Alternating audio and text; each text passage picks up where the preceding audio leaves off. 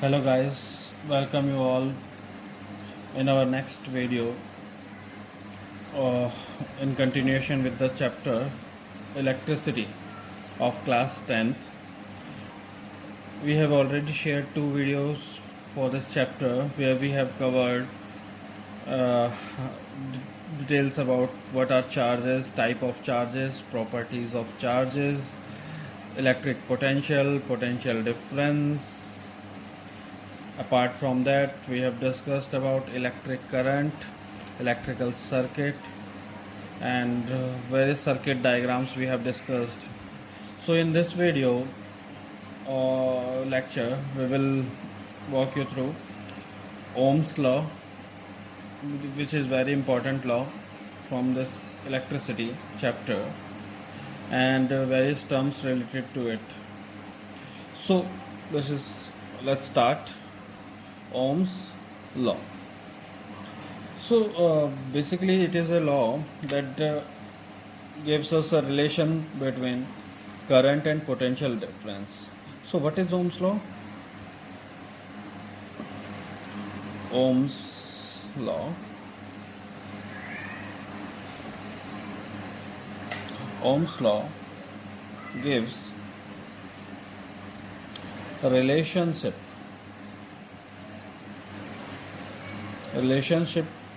between what? Current and potential difference.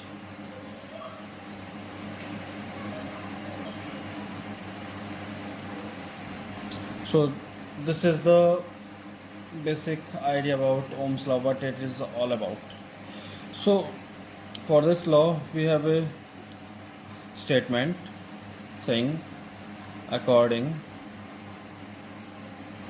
to Ohm's law,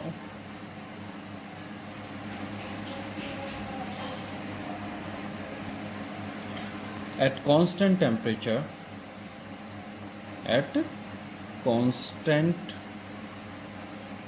temperature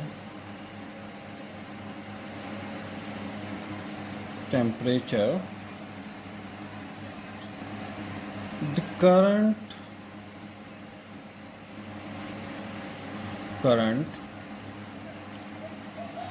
flowing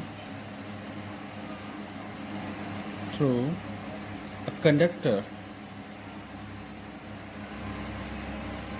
is directly proportional to the potential difference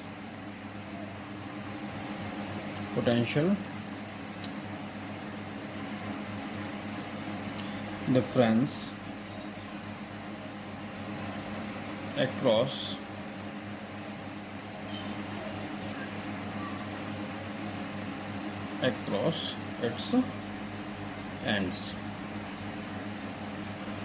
So this is the basic definition about Ohm's law. At constant temperature, the current flowing through a conductor is directly proportional to the potential difference across its end. Here we have used the term at constant temperature. So why constant temperature? We all know that conductor has free electrons around it. Due to free electron, these free electrons constitute the electric current. जो free electrons की वजह से ही conductors के अंदर current flow करता है. ठीक है, अगर हमने कांस्टेंट टेम्परेचर नहीं रखा तो क्या होगा? टेम्परेचर इंक्रीज करने से क्या होगा? इलेक्ट्रॉन्स एनर्जी गेन करेंगे, और एनर्जी गेन करने की वजह से क्या होगा? उनके अंदर रैंडम मोशन स्टार्ट हो जाएगा. तो रैंडम मोशन से उसमें कॉलिजन होगा, और जो करंट, जो इलेक्ट्रॉन्स जो पॉजिटिव पोटेंशियल की तरफ फ्लो कर रहे थे, जब उन पर पोटेंशियल डिफरेंस अप्लाई किया गया तो उनमें क्या होगा? कॉलिजन स्टार्ट हो जाएगा, और कॉलिजन की वजह से वो अपनी एनर्जी लूज़ कर देंगे और हमें करंट उतना नहीं मिलेगा जितना हमें चाहिए. तो इसीलिए हम कांस्टेंट टेम्परेचर मेंटेन करते हैं under Ohm's law condition. Okay, so Ohm's law valid है किस कंडीशन में? जब कांस्टेंट टेम्परेचर होगा.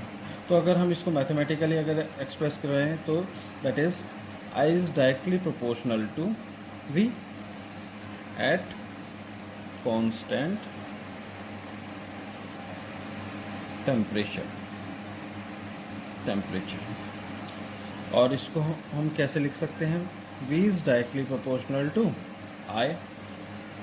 ठीक है, टू रिमूव दिस प्रोपोर्शनैलिटी, इस प्रोपोर्शन साइन को हटाने के लिए हम क्या यूज़ करते हैं, एक constant V is equal to R into I, where R क्या है, where R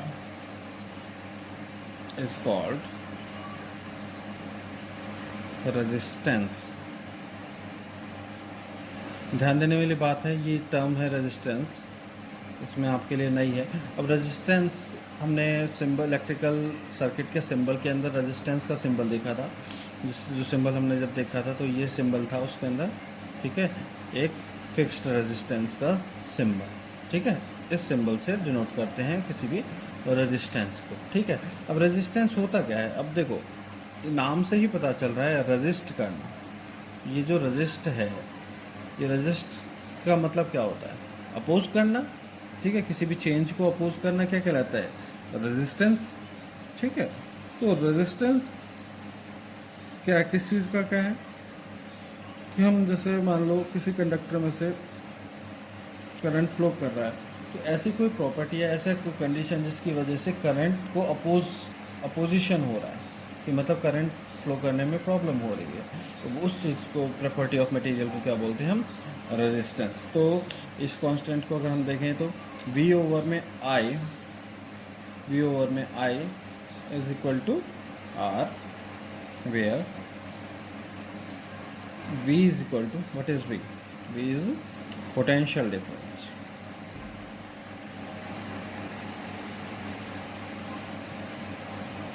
I is current and R is equal to resistance,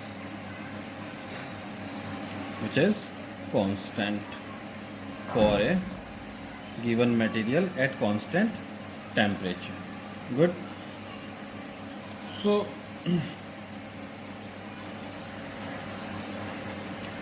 from this relation of V, I and R, we get the definition of resistance. So the ratio of potential difference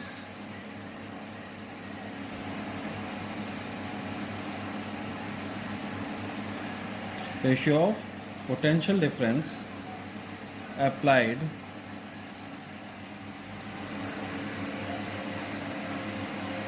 between the ends of conductor, ये वो conductor है जिसके अंदर से हम current flow करवा रहे हैं, and the current flowing through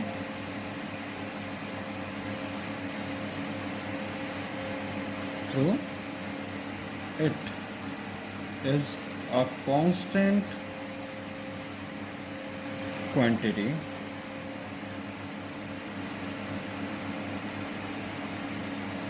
called resistance.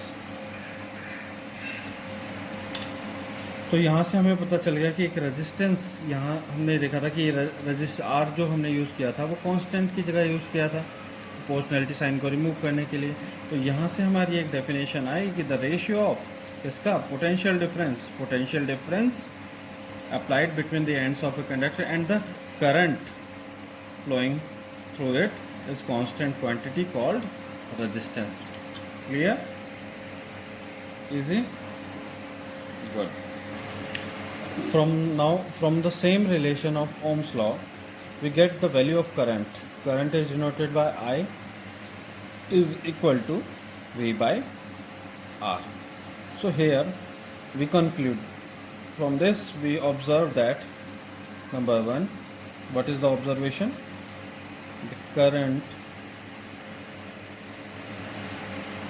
is directly proportional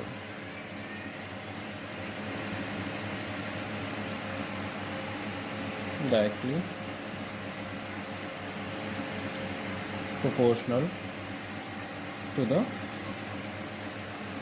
potential difference.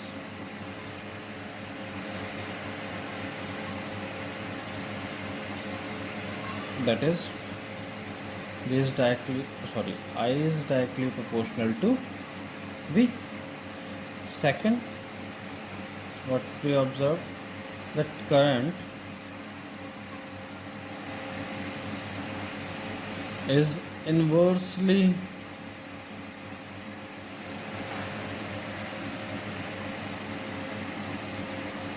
proportional to the resistance.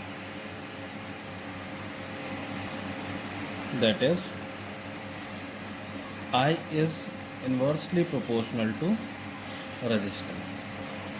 तो इन्वर्सली प्रोपोर्शनल का मतलब क्या है कि अगर हमने रेजिस्टेंस की वैल्यू को इंक्रीज़ किया तो करंट की वैल्यू डिक्रीज़ हो जाएगी, और अगर हमने इसमें डायरेक्टली प्रोपोर्शनल मतलब अगर हमने वोल्टेज इंक्रीज़ किया तो करंट इंक्रीज़ होगा, अगर वोल्टेज डिक्रीज़ किया तो करंट डिक्रीज़ होगा।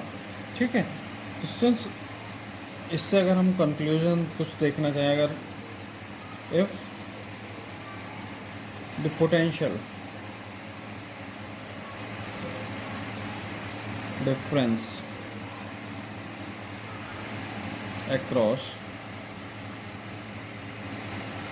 the ends of a conductor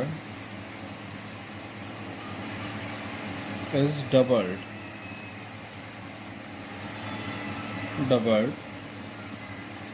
the current flowing through it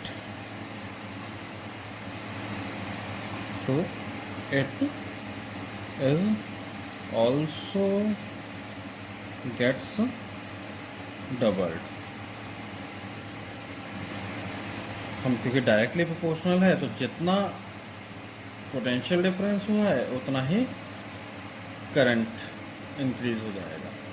ठीक है, in the same manner if the potential difference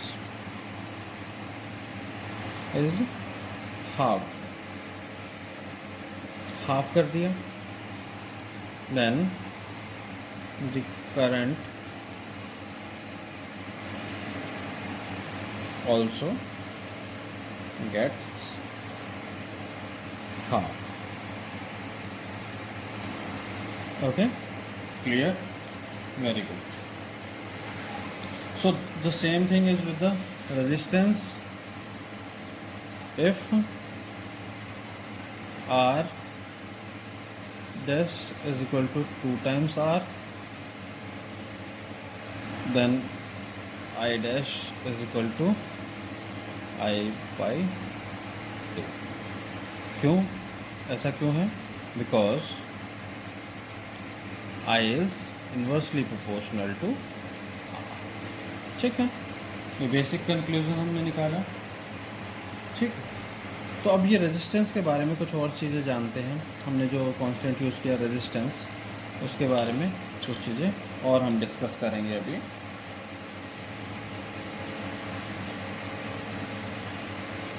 resistance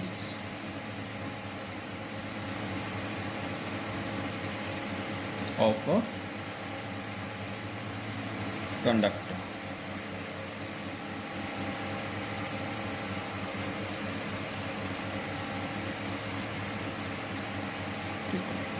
resistance of a conductor. Resistance मैंने पहले भी बताया था, रेजिस्ट करना, अपोज करना। तो अगर हम इसको लिखना चाहें तो क्या कर सकते हैं? The property of a conductor, the property of a conductor due to which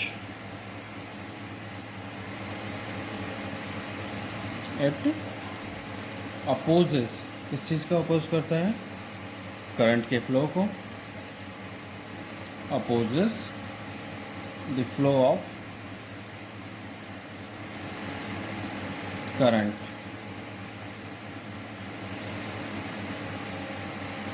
So it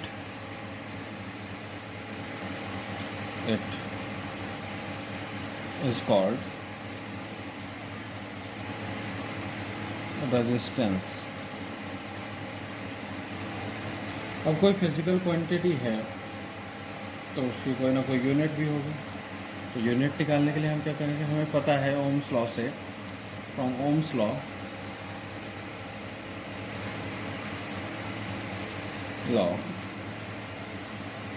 R is equal to V over I. ठीक है, ये बेसिक चीज़ हमें पता है क्योंकि ओम्स लॉ से ही हमने आज ये कांस्टेंट वैल्यू आई थी।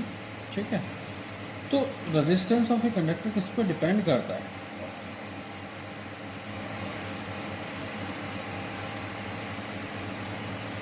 Resistance of a conductor depends on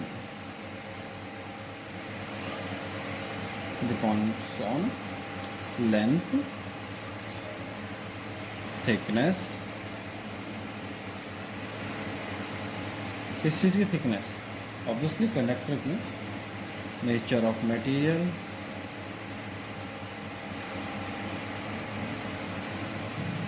और किस चीज़ पे, हमने ओम्स लॉ में सबसे मेन पैरामीटर क्या दिया था, टेम्परेचर। ठीक है, एंड टेम्परेचर। अगर हमसे कोई पूछे कि रेजिस्टेंस किसी भी कंडक्टर किस किस चीज़ पर डिपेंड करता है, length of the conductor, thickness of the conductor, nature of the material, and foremost temperature. So these are the four parameters on which resistance depends. Clear? इस रेजिस्टेंस की जो हमारी SI यूनिट होती है वो होती है ओम. SI यूनिट ऑफ रेजिस्टेंस क्या होती है?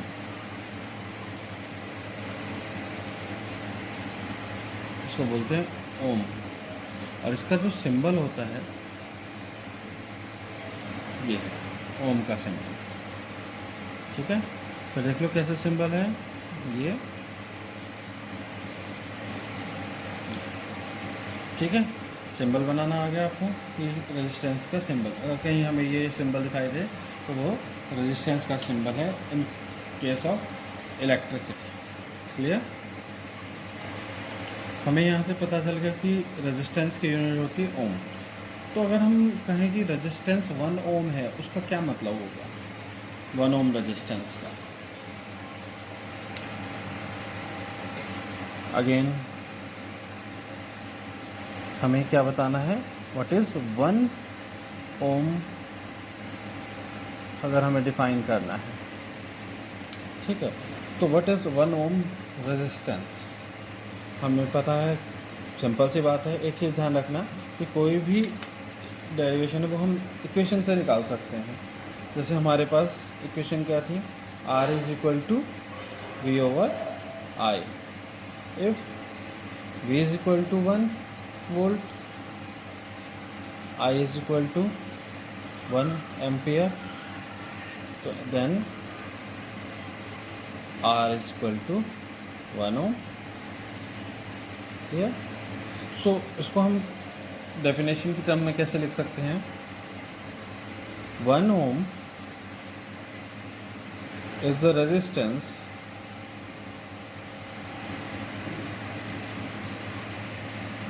of a conductor such that such that when a potential difference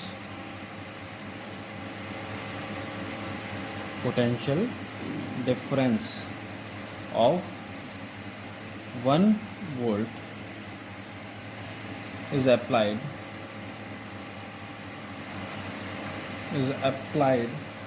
to its ends,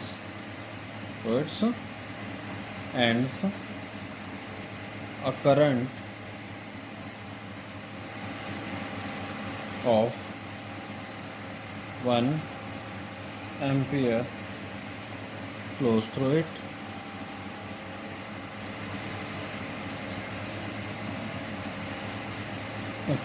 किसी कंडक्टर में 1 वोल्ट पोटेंशियल डिफरेंस अप्लाई किया, उसमें से 1 एम्पियर करंट फ्लो किया, तो हम रेजिस्टेंस क्या बोलेंगे? 1 ओम. 1 ohm resistance is of a conductor such that when a potential difference of 1 volt is applied to its ends, a current of 1 ampere flows through it. Clear? Okay. अभी तक हमने resistance के बारे में बेसिक नॉलेज मिल गई है. तो हम थोड़ा सा, जैसे हमें पता है कि Ohm's law V is directly proportional to I है, तो ग्राफ हम कैसे बना सकते हैं V और I के बीच में? V को चेंज करेंगे तो I चेंज होगा, I को चेंज करेंगे तो V में चेंजेस होंगे. तो उसका कैसे बना सकते हैं? देखते हैं. Graph between V and I.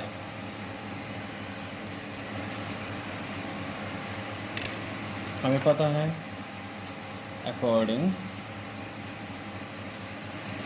to Ohm's law,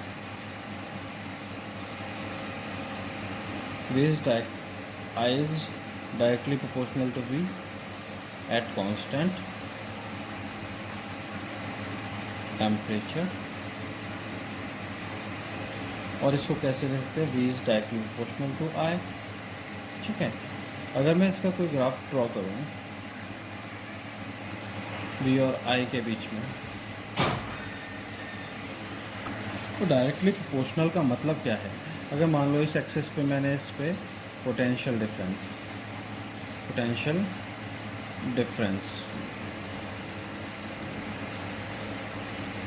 V और इस पर्टिकुलर एक्सिस पे करंट I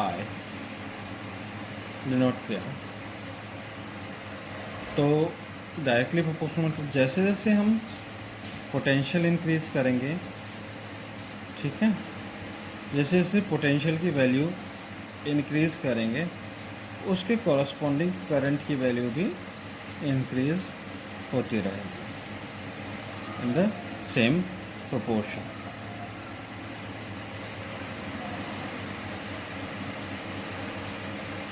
जैसे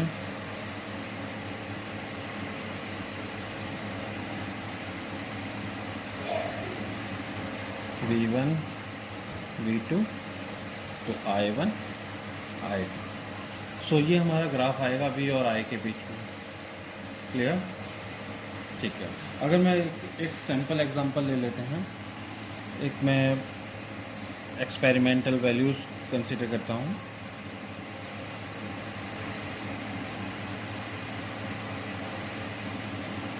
Let's consider a sample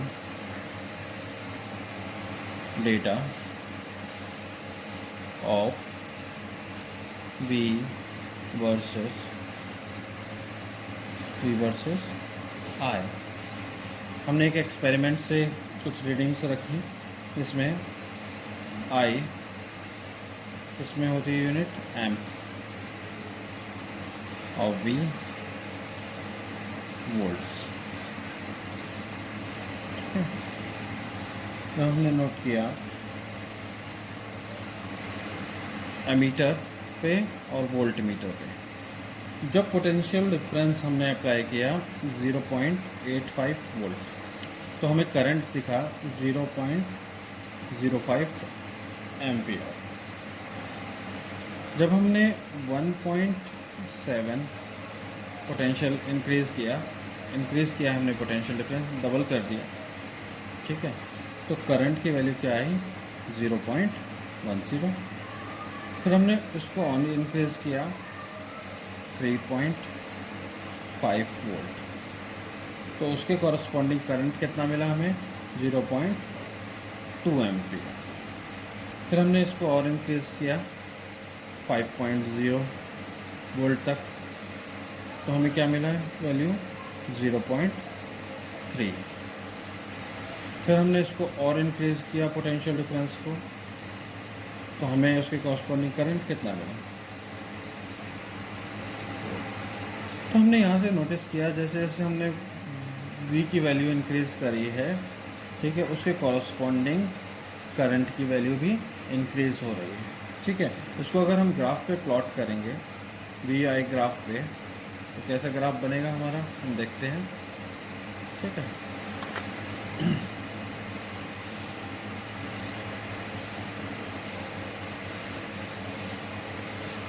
इसको बना लेते हैं ग्राफ, 0.1, 0.2, 0.3, 0.4, ठीक है। इस डायरेक्शन में हम ले रहे हैं करंट I एम्पियर, ठीक है, V वोल्ट्स, ठीक है।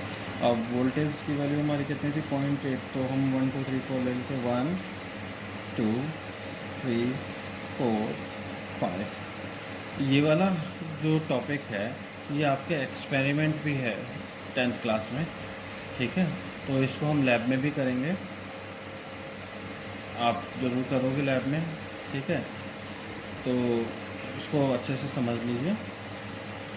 तो जब हमने 1 2 3 4 5, ठीक है, 6, आगे मान लेते हैं 7, ठीक है। तो जब हमारे इसको क्या माने, 0.1, 0.2, 0.3, 0.4, ठीक है। तो जब पोटेंशियल 0.85 था तो इसकी वैल्यू क्या थी, अप्रॉक्सीमेट यहाँ है रीडिंग, ठीक है। जब हमारी वैल्यू पोटेंशियल डिफरेंस केस किया हमने 1.7, अप्रॉक्सीमेट यहाँ है, तो करंट हमारा था 1 एम्पीयर। तो हम इसको यहाँ प्लॉट कर सकते हैं इस पॉइंट को, फिर हमने सेकंड थर्ड पॉइंट लिया जब हमारी वैल्यू 3.5 थी पोटेंशियल डिफरेंस की, तो उसके कॉरस्पॉन्डिंग हमारा करंट कितना था, 2 एम्पीयर, 0.2 एम्पीयर। फिर हमने इसको और इंक्रीज किया 5 पे, 5 पे हमारी कितनी वैल्यू थी हमारी, 0.3 एम्पीयर, ठीक है। फिर हमने इसको 6.8, ये 6 वोल्ट था, तो 6.8 अप्रॉक्सीमेट यहाँ कहीं होगा, इसके कॉरस्पॉन्डिंग हम जब देखेंगे तो वैल्यू कितनी थी, 0. तो हमने जब इसको देखा, इसको यहाँ से कनेक्ट किया, तो हमें एक अप्रॉक्सीमेट स्ट्रेट लाइन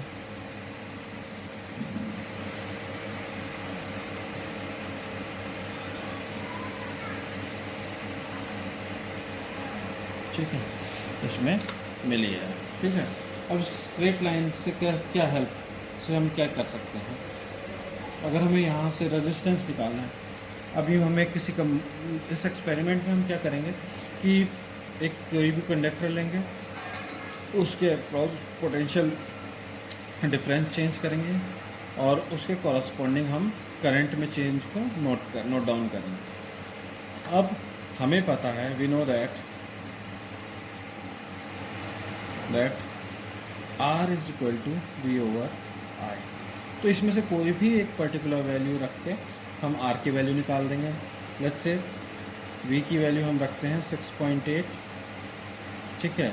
उसी के कॉरस्पॉन्डिंग I कितना था हमारा, 0.4। तो जो हमारी R की वैल्यू है उसके इसमें कितनी आ जाएगी, 17 ओम, या फिर हम सिंबल से डिनोट कर सकते हैं, ठीक है। तो ये तरीका है किसी भी कंडक्टर का रेजिस्टेंस निकालने का, ठीक है। कोई भी अगर हमारे पास अननोन रेजिस्टेंस का कंडक्टर है तो अगर हमें उसका रेजिस्टेंस निकालना है तो हम क्या करेंगे, उसके अक्रॉस पोटेंशियल डिफरेंस अप्लाई करेंगे और कॉरस्पॉन्डिंग फ्लो ऑफ करंट उसमें मेज़र करेंगे और पोटेंशियल डिफरेंस और करंट का रेशियो करेंगे तो हमारे पास रेजिस्टेंस की वैल्यू आ जाएगी। ठीक है। तो ये जो हम एक्सपेरिमेंट करेंगे तो इसका सर्किट डायग्राम क्या होगा, मैंने इसमें टॉपिक का नाम ले लिखा, it is the experiment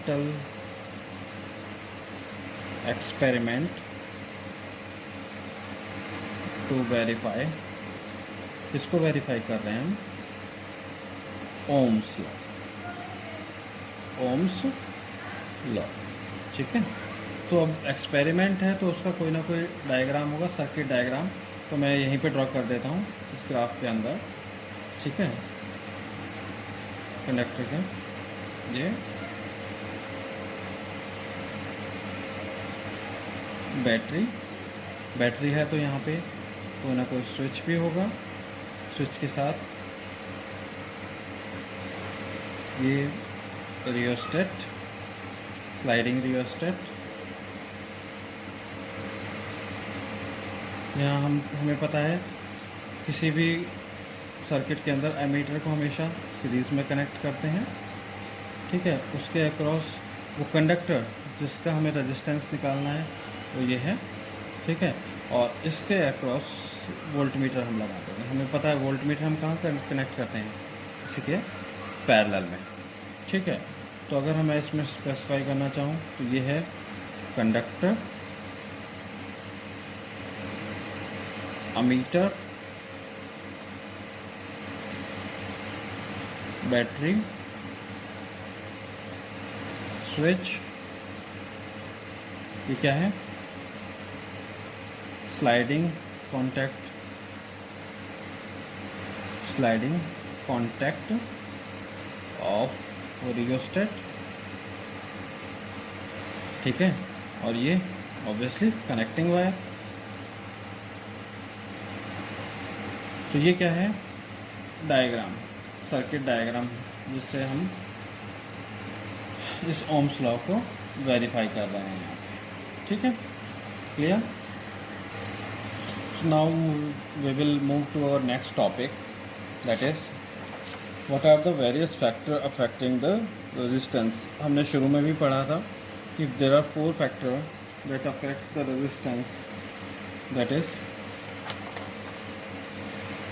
length, thickness, nature of material and temperature.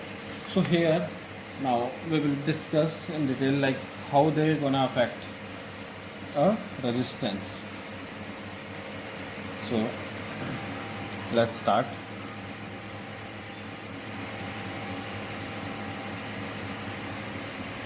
Factors affecting the resistance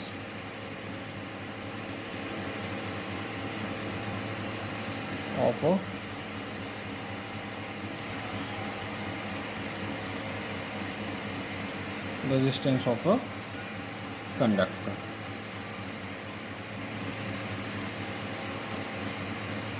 ठीक है। Factors affecting the resistance of a conductor. Number 1, effect of length. Length का क्या इफेक्ट होगा। ठीक है। लेंथ के हिसाब से अब इसको ऐसे समझो कि अगर आप किसी रास्ते पे जा रहे हो, ट्रैवल कर रहे हो, ठीक है, और रास्ता बहुत लंबा है और मैं रोकने का की कोशिश करूं या फिर मल्टीपल लोग आपको रोकने की कोशिश करें तो वो आपके पाथ में कोई ना कोई हर्डल्स डाल सकते हैं, बाधाएं डाल सकते हैं, जिससे कि आपका पाथ अफेक्ट हो। ठीक है। आपकी ट्रैवलिंग अफेक्ट हो। तो वो जो हर्डल्स हैं कंडक्टर्स के टर्म्स में हम उनको बोलते हैं रेजिस्टेंस, अपोजिशन। ठीक है। तो जैसे अगर मान लो मैंने लेंथ ज़्यादा लंबा रास्ता है तो उसके अंदर अपोजिशन भी ज़्यादा मैं क्रिएट कर सकता हूँ आपके पाथ में। तो उसी तरह से कंडक्टर के अंदर भी, ठीक है, रेजिस्टेंस लेंथ के साथ इंक्रीज होता है। the resistance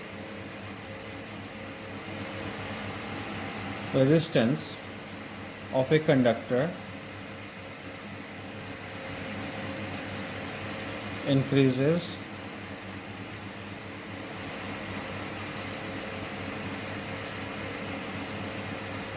with length or decreases with decrease in length.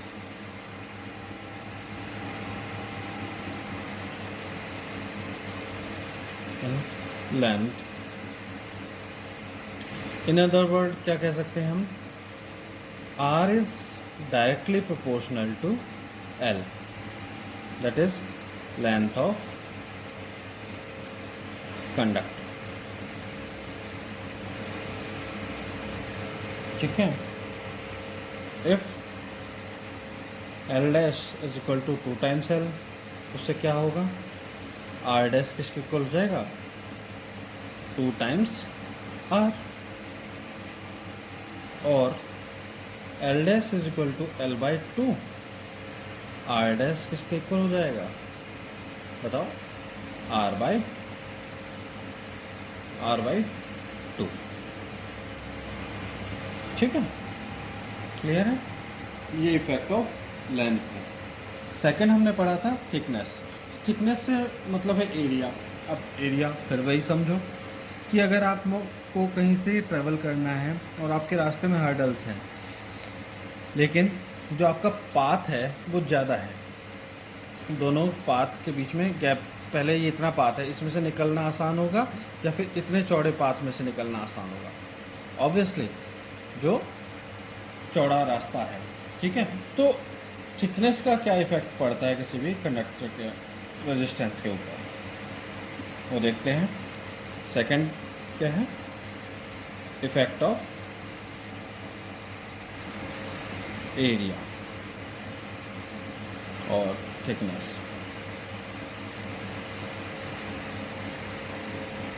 Of conductor, इसका क्या इफेक्ट होता है? ठीक है, एक्सपेरिमेंट से हमें पता चला कि resistance of a conductor is inversely proportional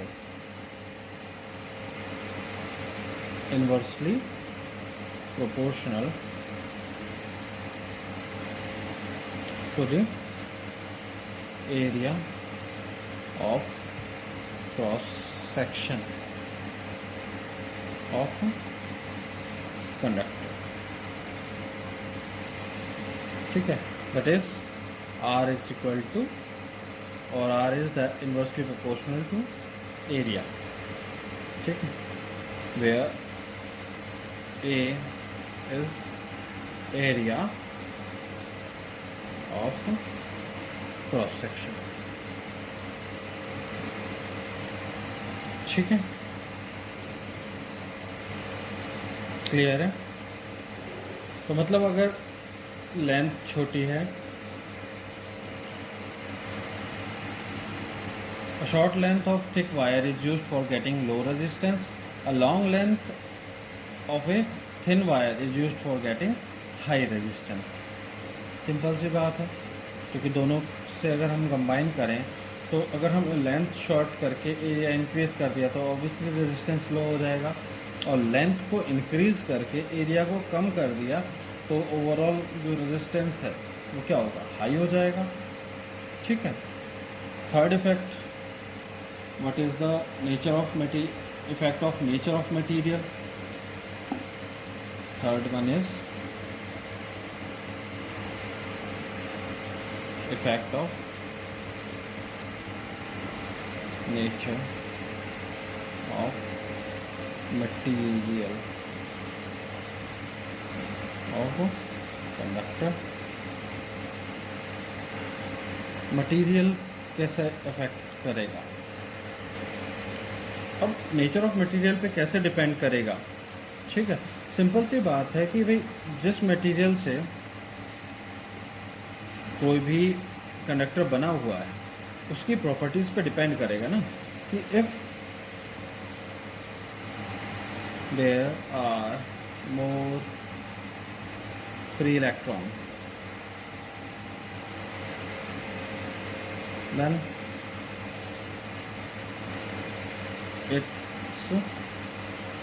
conduction is high and resistance is low, or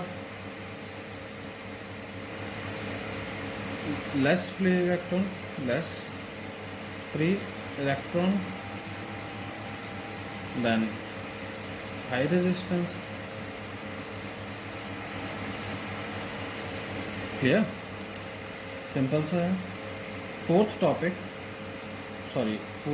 point इसका effect of temperature.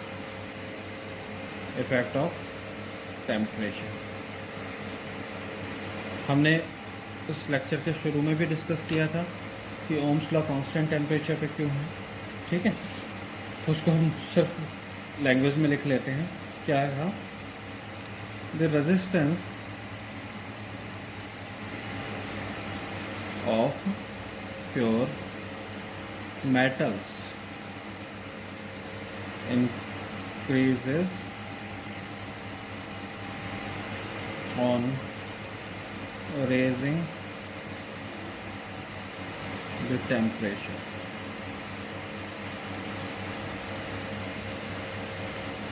and decreases with lowering of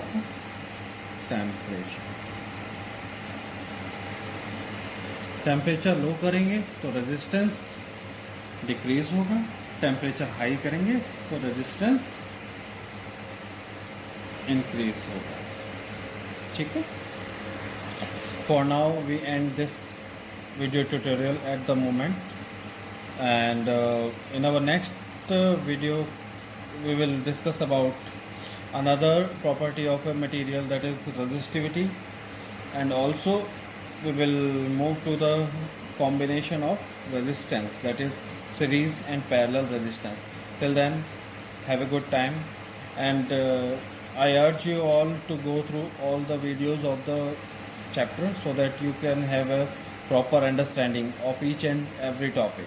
Okay, and if you need any further help regarding this topic, you can comment on the channel.